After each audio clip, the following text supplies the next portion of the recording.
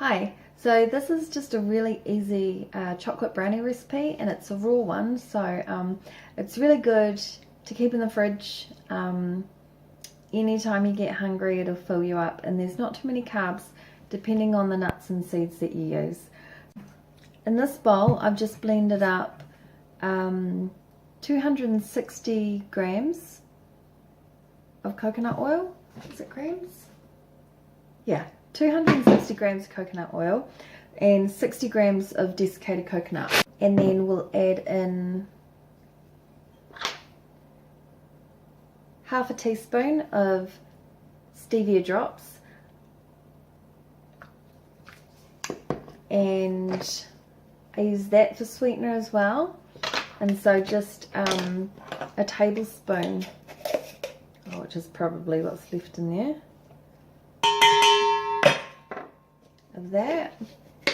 And then I use 30 grams of cocoa powder. Now that's probably my favorite. It's premium Dutch cocoa, equal gold, and the carbs on that are 11, which is really good, but it is quite expensive. It's about $15 for that, and so you can get that as well from Countdown, and the carbs on that I think are 9.4, and that's about $4, so up to you.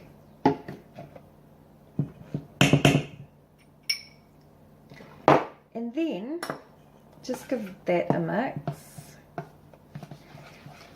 And then what I've already done is I've already mixed the nuts in another bowl, and so with the nuts I recommend 300 grams of your choice. My favorite so far is I've used 75 grams of Brazil nuts, 85 grams of almonds, 55 of walnuts, 70 of hazelnuts, and 50 grams of sunflower seeds. But it's completely up to you, and you know, shop based on price or carbs or whatever. But that's my favorite tasting brownie recipe so far. And so what you want to do with the nuts is you want to blend them in a processor or a nutribullet until it's quite a fine crumb. Mine should be a bit finer than that, but I'm in a rush and it's quite time consuming with the nutribullet. I'm sure a processor would be better. And then you just combine the two, and that's it. Once it's all mixed, then you just put it in a tray, leave it in the fridge, and it's done. So when you're mixing it all in, it will kind of resemble a cake batter, I guess, with clumps.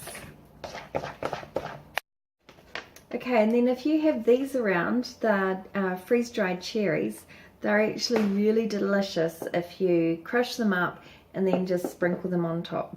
They are really high in carbs though, so if you're carb counting, you just might want to be, you know, lay off a little bit.